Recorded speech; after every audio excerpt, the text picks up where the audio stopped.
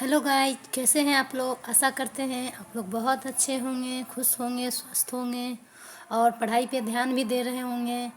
तो चलिए समय ना गवाते हुए हम लोग चलते हैं अपने क्वेश्चन आंसर की ओर। 3 क्वेश्चन का आज हम लोग क्वेश्चन आंसर करेंगे। तो चलिए चलते हैं पेज नंबर 14 की ओर। तो 3 क्वेश्चन का question answer, question number part 1 का मैं क्वेश्चन आंसर करवा चुकी हूँ। जो बच्चे नहीं किए होंगे पार्ट 1 का, वो बच्चे पार्ट 1 का पहले करेंगे, उसके बाद जा कर के पार्ट 2 का करेंगे। तो complete the following sentence by adding the appropriate parts of the sentence given in the box. इसका मतलब होता है कि जो नीचे ये बॉक्स देख रहे हैं, नीचे दिए गए जो बॉक्स वाक्यों को बॉक्स में दिए गए जो है उपयुक्त भाग को जोड़कर पूरा करना है। जो इस बॉक्स में दिए गए वाक्य है, इसमें जोड़ करके जो खाली स्थान है उसमें जोड़ करके क्या करना है, उसको भरना है, पूरा करना है। तो चलिए, कहता है many wise man answered the Kings question. कई बुद्धिमान लोगों ने क्या किया, राजा के प्रश्नों के उत्तर दिए हैं। तो इसमें कौन सा पार्ट भराएगा? तो ये पहला नंबर हमने इसको भरा है। बहुत बुद्धिमान लोगों ने राजा के प्रश्नों के उत्तर दिए, लेकिन but their answer were so varied that the king was not satisfied. Question जो थे उसके आंसर अलग अलग थे, इसलिए राजा खुश नहीं हुआ, सेटिस्फाइड नहीं हुआ। अगला है someone suggested that there should be a council of wise man. किसी ने सुझाव दिया कि बुद्धिमान पुरुषों की एक क्या होनी चाहिए, काउंसिल होनी चाहिए, यानी परिषद होना चाहिए। क्या होना चाहिए? परिषद होना चाहिए। कुछ लोगों ने सुझाव दिया था राजा को कि बुद्धिमान लोगों की एक परिषद होनी चाहिए। तो दूसरा नंबर में क्या, ये किस लिए? तो जो to help the king act at the right time, जो कि राइट टाइम बताने के लिए उसे मदद कर सके, जो क्या कर सके, सही समय पर कार्रवाई करने में मदद करने के लिए बुद्धिमान पुरुषों की एक परिषद होनी चाहिए। इसलिए यह सुझाव दिया गया, कुछ लोगों ने सुझाव दिया था। नंबर 3 में है someone else suggested that the king should have a time table. किसी लोगों ने और भी सुझाव दिया था। इसमें देखिए 3 नंबर में भरेंगे इसको, एंड फॉलो इट स्ट्रिक्टली। कुछ लोगों ने सुझाव दिया था कि राजा को क्या होना चाहिए, एक टाइम टेबल बनाना चाहिए और उसे स्ट्रिक्टली, यानी कि जो है सख्ती से, स्ट्रिक्टली मतलब होता है सख्ती से, तो और जो टाइम टेबल उसको सख्ती से पालन करना चाहिए। नंबर 4 में है someone else the king requested the hermit. राजा ने हर्मिट से रिक्वेस्ट किया, यानी अनुरोध किया। क्या अनुरोध किया? तो टू आंसर 3 क्वेश्चन, 3 जो क्वेश्चन उन्होंने पूछा था साधु से, हर्मिट मतलब साधु होता है, उसे बताने के लिए, उनका उत्तर देने के लिए अनुरोध किया। रिक्वेस्टेड मतलब अनुरोध करना। अगला है the king washed and dressed the bearded man's wound. राजा ने दाढ़ी वाले व्यक्ति के घाव को धोकर पट्टी बांधी, but the bleeding would not stop. लेकिन जो ब्लीडिंग था, यानी खून का बहना जो था, ब्लीडिंग मतलब होता है खून का बहना, वुड नॉट स्टॉप, लेकिन खून का बहना बंद नहीं हुआ। तो चलिए, हमने इसको कंप्लीट किया। अब हम लोग क्वेश्चन आंसर की ओर बढ़ते हैं।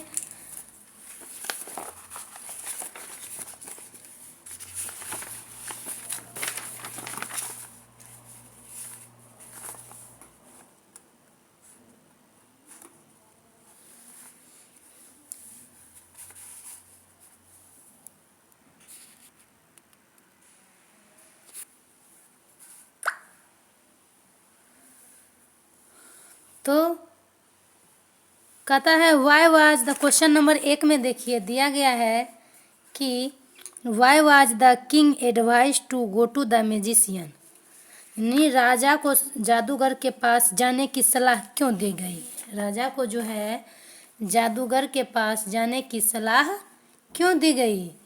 तो दिया गया है कि someone of the wise man thought that in order to decide right time for doing something, one must look into the future, and only magicians were able to do that. So they advised the king to go to the magicians.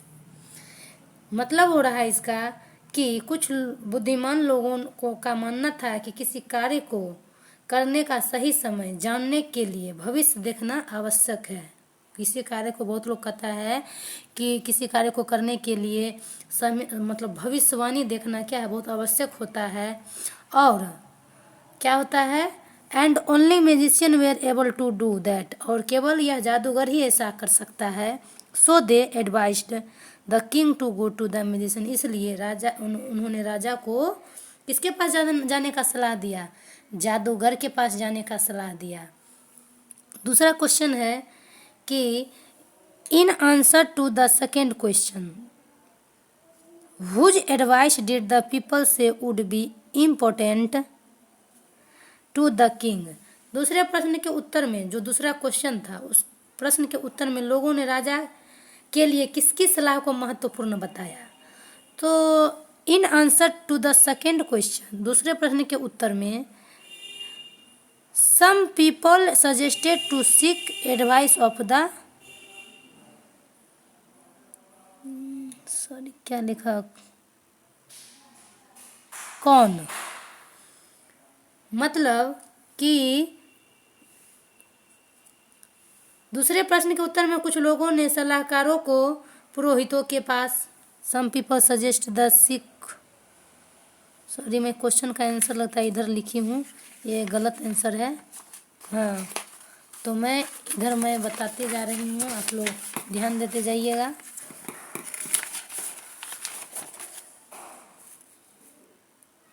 Answer का यहाँ से देखिएगा, दिया है in answer to the second question, दूसरे प्रश्नों के उत्तर में सम पीपल, कुछ लोग, सजेस्टेड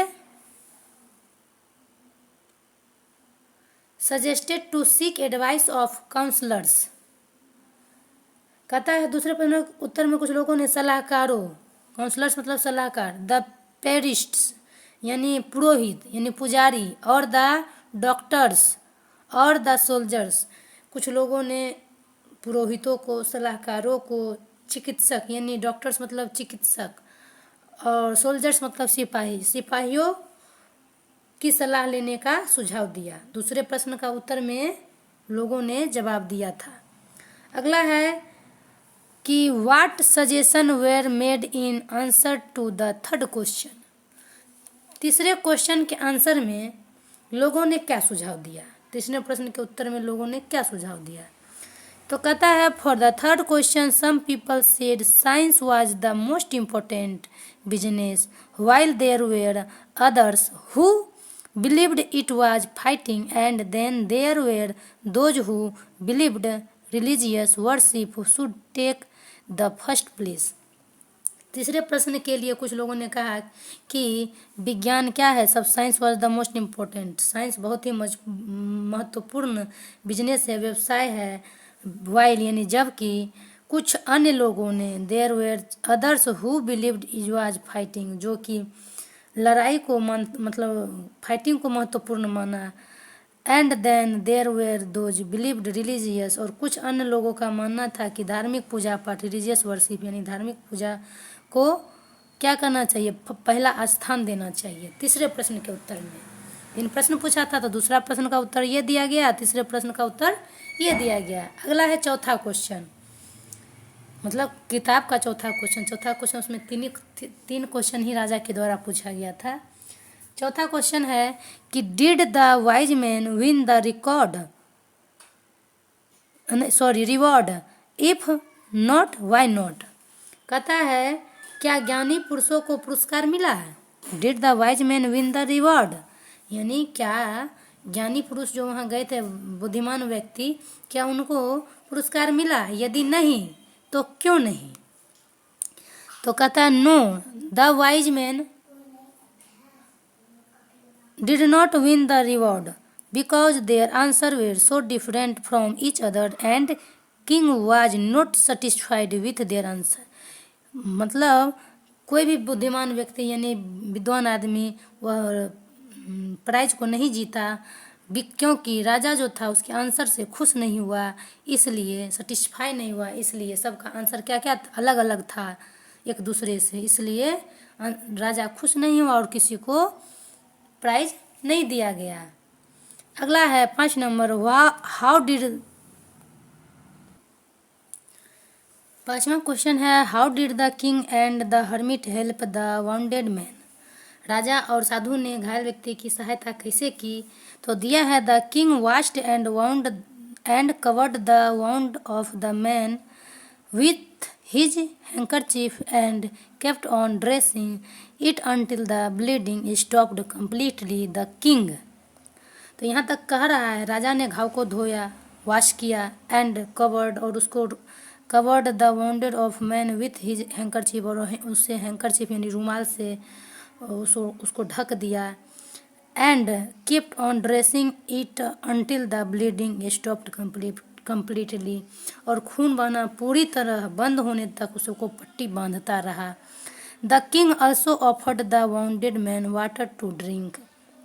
राजा ने घायल व्यक्ति को पानी भी पिलाया। The hermit helped the king to bring the wounded man inside his but hut and allowed the man to spend his night in the hut. कथा साधु ने घायल व्यक्ति को अपनी कुटिया में लाने में राजा की सहायता की। राजा मतलब जो बाहर था, साधु ने उसको राजा को जो है उस घायल व्यक्ति को कुटिया में लाने में मदद किया और उसे रात बिताने, है ना, his hut the man to spend his night in his hut और रात को बिताने में भी उसे रात बिताने की भी अनुमति दी, अलाउ किया, है ना, अलाउ दिया। अगला क्वेश्चन है, who was the bearded man. 6 number का पहला क्वेश्चन है कि जो दाढ़ी वाला व्यक्ति कौन था। तो the bearded man was enemy of the king. जो राजा का शत्रु था, जो घायल व्यक्ति था, वह जो था दाढ़ी वाला व्यक्ति क्या था, राजा का शत्रु था। He wanted to take revenge of his brother's death by killing the king and taking away all his property. वह अपने भाई की हत्या का बदला राजा को मारकर और उसकी संपत्ति को छीनकर लेना चाहता था। जो दाढ़ी वाला व्यक्ति था, घायल व्यक्ति था, वह जो था राजा को मारना चाहता था, वो शत्रु था उसका, क्योंकि राजा ने हो सकता है उनके भाई को मारा होगा या उसकी संपत्ति हड़प ली होगी, इसलिए जो दाढ़ी वाला व्यक्ति वो अपने भाई की हत्या का बदला राजा को मार कर लेना चाहता था और उसको संपत्ति छीन कर लेना चाहता था। क्वेश्चन नंबर 2 है, सारे बच्चे इस क्वेश्चन को अच्छे से लिखेंगे और अपने कॉपी में जो समझ में नहीं आता है उसका वर्ड मीनिंग भी लिखेंगे, क्योंकि वर्ड मीनिंग ही ज़्यादा मायने रखता है। और जो बच्चे चैनल पे नए हैं वो चैनल को सब्सक्राइब कर लेंगे और अपने दोस्तों को शेयर भी कर देंगे। जो आपके भाई भी होंगे, आपके साथ पढ़ते होंगे, उसको भी शेयर करेंगे। चलिए हम आगे की ओर बढ़ते हैं।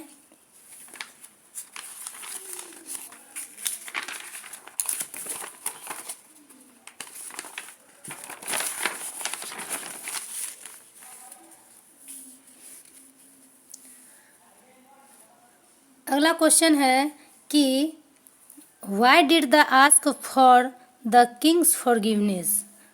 कहता है उसने राजा से क्षमा क्यों मांगी। Why did the ask for Kings forgiveness, उसने राजा से क्षमा क्यों मांगी, दूसरा क्वेश्चन में है। तो लिख दिया है the bearded man asked for the king's forgiveness because he wanted to kill the king but the king has saved his life. He was grateful to the king now. कहता है दाढ़ी वाले व्यक्ति ने राजा से क्षमा मांगी क्योंकि वह राजा को मारना चाहता था, लेकिन राजा ने क्या किया, सेव्ड हिज लाइफ, उसकी जान को बचाई। So he was grateful for the king now, अब वह राजा का आभारी था। ग्रेटफुल मतलब आभारी होता है, इसलिए वह अब राजा का क्या हो गया, आभारी हो गया, अब उसे नहीं मार सकता है। 7वां क्वेश्चन है कि the king forgave the bearded man, what did he do to show his forgiveness. राजा ने दाढ़ी वाले व्यक्ति को क्षमा कर दिया, उन्होंने अपनी क्षमा कैसे प्रकट की, कैसे अपना उसको मतलब उसकी क्षमा प्रकट की, कैसे शो किया। तो दिया है आंसर में, the king showed his forgiveness by promising the man that he will send his doctor and servants to look after him and also promised to return him all his property. राजा ने उस व्यक्ति को क्षमा करते हुए वादा किया, प्रोमिस किया, क्षमा करके, फॉरगिवनेस में क्षमा करना, प्रोमिसिंग मतलब वादा करना, वादा किया कि वे उसकी देखभाल करेंगे, है ना। विल सेंड, और इसलिए वह क्या भेजा, डॉक्टर को भेजा और नौकरों को भेजा। किस लिए, लुक आफ्टर मतलब देखभाल करने के लिए, किसको, घायल व्यक्ति को। एंड ऑल्सो प्रोमिस्ड, और वादा किया कि to return him all his property, उसकी सारी संपत्ति को उसे लौटा देगा। किसको, घायल व्यक्ति को। 8वां क्वेश्चन है कि what were the hermit answered to the 3 questions, right each answer separately, which answer do you like the most and why. कहता 3 प्रश्नों के उत्तर क्या थे। What were the hermit answer to the 3 question, 3 प्रश्नों के उत्तर क्या थे, उसका जो हर साधु ने बताया, है ना। राइट ईच आंसर सेपरेटली, आपको मतलब उन तीनों प्रश्नों के उत्तर अलग अलग लिखें। सेपरेटली मतलब अलग अलग होता है। विच आंसर डू यू लाइक, आप किस आंसर को ज़्यादा पसंद करते हैं, और कौन सा उत्तर सबको सबसे अच्छा लगा और क्यों लगा आपको। तो ध्यान से सारे बच्चे लिखते जाएंगे। जो बच्चे नए चैनल पर नए हैं कृपया चैनल को सब्सक्राइब कर दें, क्योंकि मैं जो भी वीडियो अपलोड करूं आपके तक उसकी सूचना चली जाए। तो चलिए अगला आंसर देखिए 8 नंबर का। The most important time the hermit said, साधु ने कहा कि सबसे महत्वपूर्ण समय इज आवर प्रेजेंट, हमारा क्या है, प्रेजेंट है यानी वर्तमान है। Because it is only moment when we have the power to act, क्योंकि यही एकमात्र क्षण है जब हमारे पास कार्य करने की शक्ति होती है, यानी पावर का होती है। क्या होता है, when we have to power to act, कार्य करने की शक्ति होती है। कहता the most important person at a moment is we ourselves, because the future is unknown and we don't know whether we will meet anyone in the future or not, so we should listen ourselves। कहता है कि किसी भी क्षण में सबसे महत्वपूर्ण व्यक्ति हम स्वयं होते हैं, ourselves यानी हम स्वयं होते हैं, क्योंकि भविष्य अज्ञात होता है। कहता है ना, the most important person at a moment is we our self, हम खुद होते हैं। Because the future is unknown, क्योंकि हमारा जो भविष्य है अज्ञात है। And we don't know whether we will meet anyone, किसी से हम भविष्य में मिलेंगे या नहीं मिलेंगे। So we should listen our self, इसीलिए हमें अपनी अंतरात्मा की आवाज़ को, we should listen our self, इसलिए हमें अपनी अंतरात्मा की आवाज़ को सुननी चाहिए। अगला दिया है कि द मोस्ट इम्पोर्टेंट बिजनेस, दूसरा जो है सबसे मोस्ट इम्पोर्टेंट बिजनेस क्या है, कि the most important business is to be kind and good to others, because we have been sent in this world to serve this noble cause. सबसे महत्वपूर्ण जो कार्य है, बिजनेस है, दूसरे के प्रति दयालु और अच्छा व्यवहार करना है। Because we have been sent in this world to serve this noble cause, क्योंकि हमें इस संसार में इस नेक कार्य की सेवा के लिए भेजा गया है। किसी नेक कार्य की सेवा के लिए क्या किया गया, सेंट किया गया यानी भेजा गया है।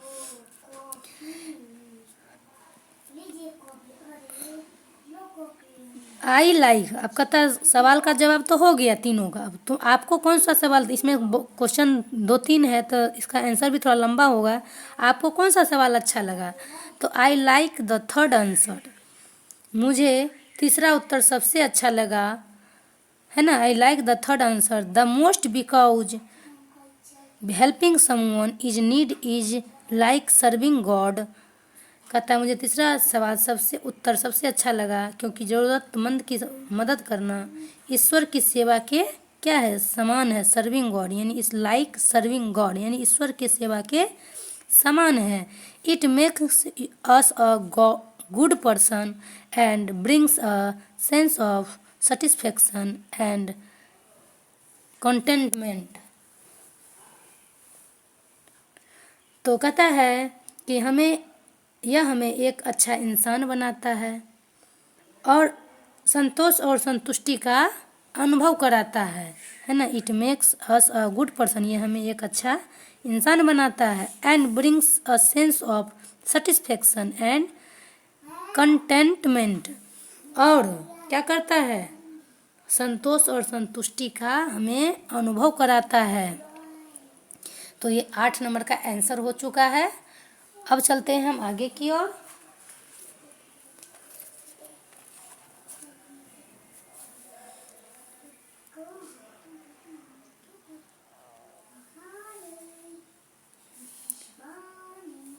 क्वेश्चन है कि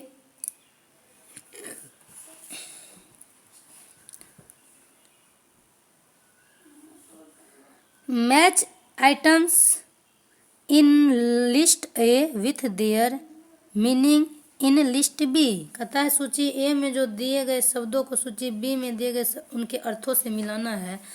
जैसे फेंटेड मतलब होता है lost,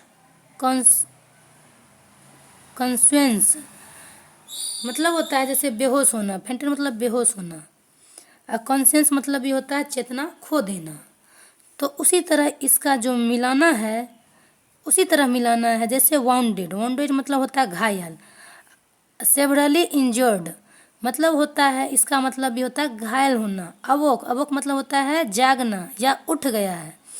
got to from sleep यानी सोया हुआ था वह उठ चुका है। फॉरगिव मतलब क्षमा करना। पार्डन मतलब भी क्षमा करना। फेथफुल मतलब होता है विश्वासी। लॉयल मतलब भी होता है विश्वासी। फेथफुल मतलब वफादार या विश्वासी, और लॉयल मतलब भी वफादार या विश्वासी। पिटी मतलब होता है फील सॉरी फॉर यानी दया क्षमा। फिर होता है वेड्स, वेड्स मतलब होता है किनारा या क्यारी। Small pets of ground for plants यानी प्लांट्स जो क्यारी लगा होता है उसी के बारे में कह रहा है। फिर रिटर्न यानी लौट जाना, गिव बैक यानी रिटर्न हो जाना यानी लौट जाना। अगला है कि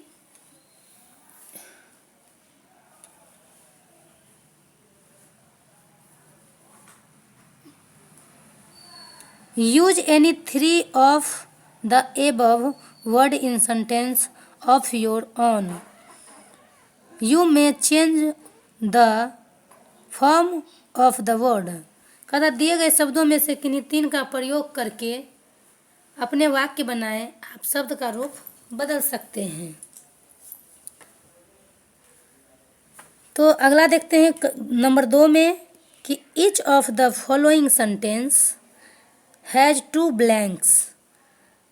Fill in the blanks with appropriate forms of the word given in the brackets. कह रहा है कि इसमें जो ये निम्नलिखित में से प्रत्येक वाक्यों में 2 रिक्त स्थान दिएंगे। जितने वाक्य देखिए इसमें भी 2 रिक्त स्थान दिया गया है, उसको भरना है। तो he has promised to help me, क्या हुआ इसमें बता रहा है कि उसने मेरी मदद करने का वादा किया। Do you think he will remember his promise.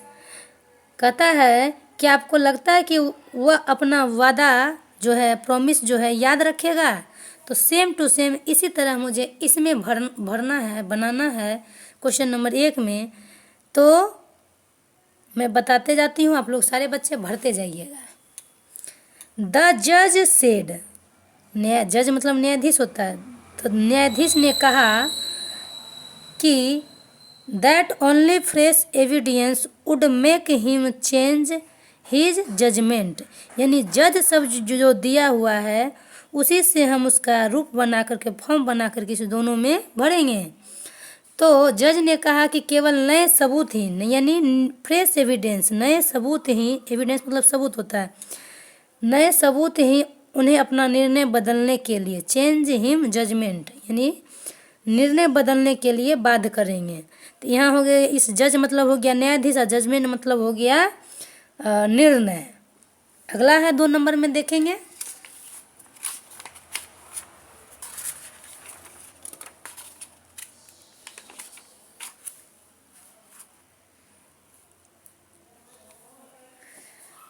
I did not notice any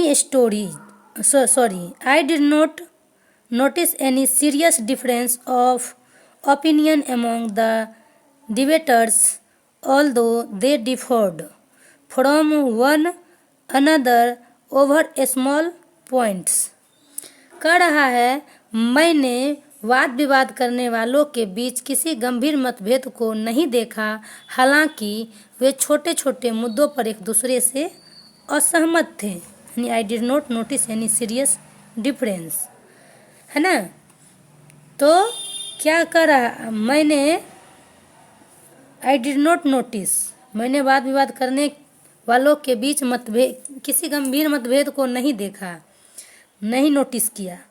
the debaters although they differed from one another, हालांकि वे एक दूसरे से क्या थे, स्मॉल पॉइंट, ये अनदर ओवर स्मॉल पॉइंट्स, यानी हालांकि वे छोटे छोटे मुद्दों पर एक दूसरे से क्या थे, डिफर थे, यानी असहमत थे।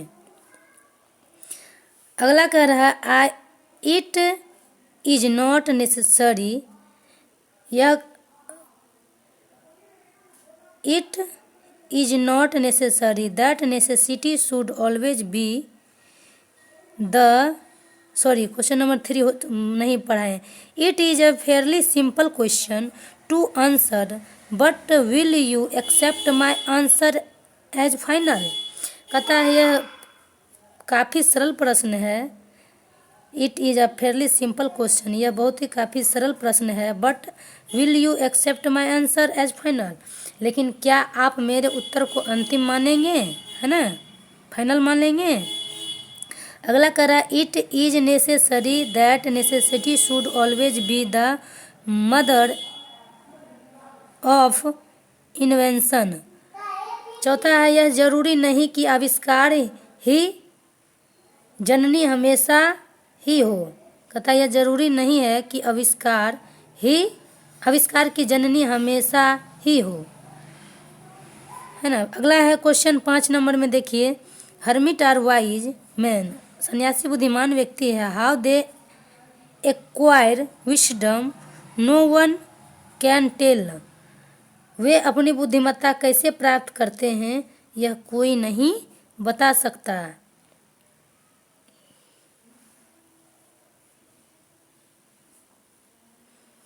अगला है 6 नंबर में, the committee has decided to make Jagdish captain of the team. The decision is likely to please everyone decide, decide तो ब्रैकेट में है। तो कहता समिति ने जगदीश को टीम का कप्तान बनाने का निर्णय लिया। The committee has decide to make Jagdish captain of the team, यानी टीम जगदीश को कैप्टन का टीम बनाने का कमिटी ने डिसाइड किया। The decision is likely to please everyone, तो यह निर्णय संभवतः सभी को क्या होगा, संभवतः सभी को प्रसन्न करेगा। तो डिसाइड मतलब होता है निर्णय लेना। अगला है 7 नंबर में, asking for forgiveness is as noble as willingness to forgive. कहता है क्षमा मांगना उतना ही नेक काम है। इज ए नोबल विलिंगनेस, तो क्षमा मांगना उतना ही नेक काम है जितना क्षमा करने की इच्छा रखना, है ना। एज विलिंगनेस टू फॉरगिव, यानी जितना कि क्षमा करने की इच्छा रखना इसका मतलब होता है। अगला क्वेश्चन है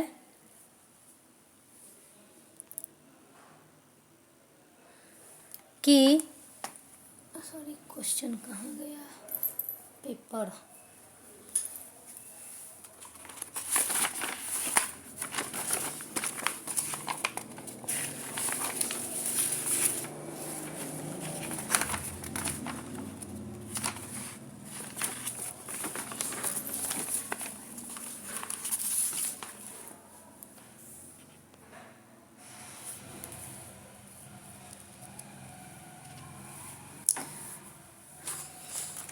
तो क्वेश्चन है लास्ट वाले, देखते जाइएगा सारे बच्चे।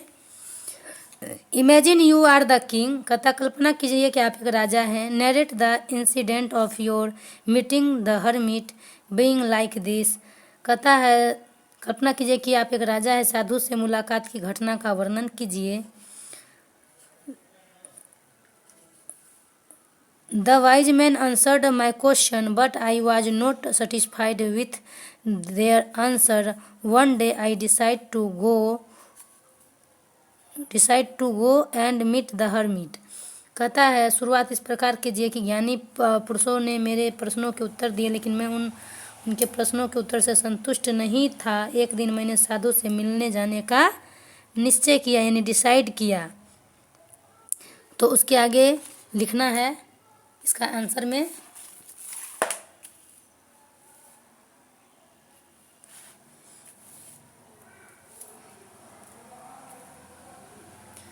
I knew the hermit used to help only ordinary men, so I left behind my servants and bodyguards.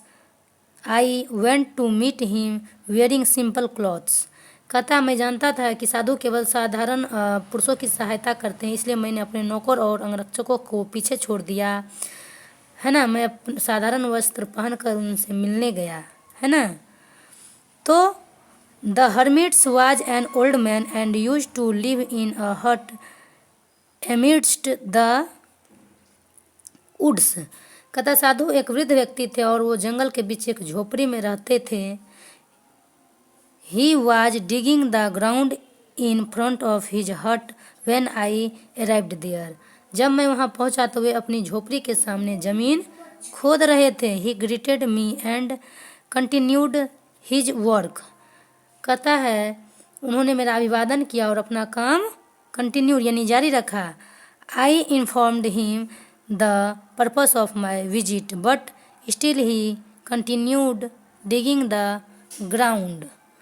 कहता है मैंने अपने आने का उद्देश्य बताया, लेकिन फिर भी वे अपने ज़मीन खोदते रहे।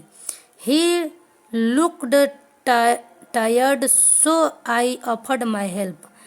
He agreed, so took the spade from him and started digging the ground. कहता है इसमें कि वे थके हुए लगे, जो था जब वे खोद रहे थे ज़मीन तो वे थके हुए लग रहे थे, इसलिए मैंने उनकी मदद करने की पेशकश की और वे मान भी गए। इसलिए मैंने उनसे फावड़ा लिया यानी कुदाल लिया और ज़मीन खोदना शुरू कर दिया। Started digging the ground, agree मतलब राजी होना, स्पेड मतलब कुदाल या फावड़ा, है ना। स्टार्टेड मतलब शुरू करना। ये कहता है आगे बता रहा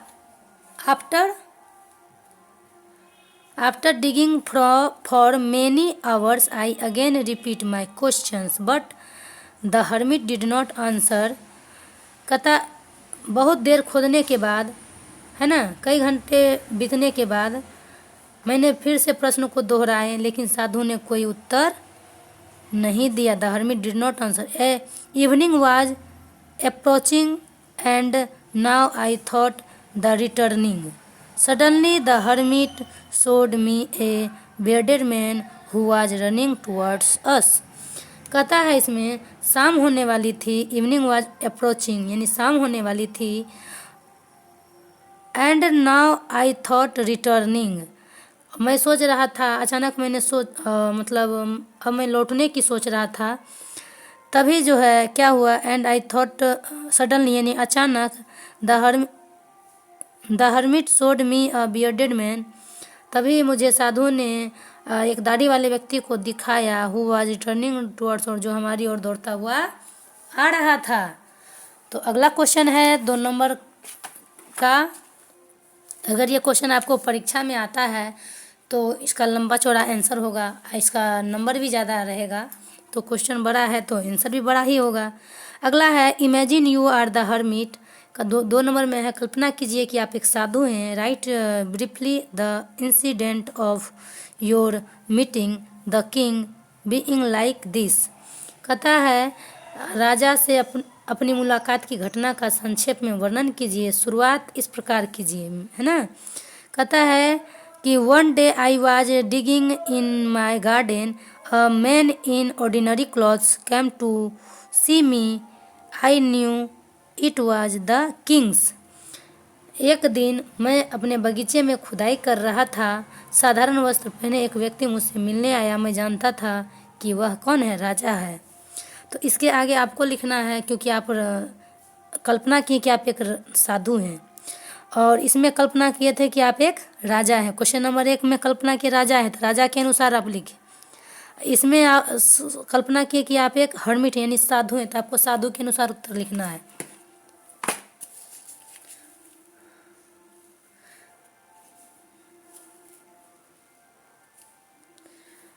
तो कह रहा है बट स्टिल pretended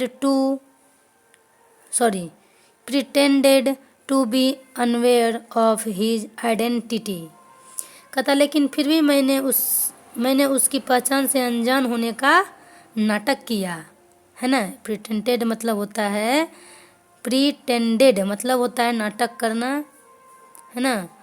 मैंने be aware of his identity यानी उसकी पहचान से अनजान होने का क्या किया, नाटक किया।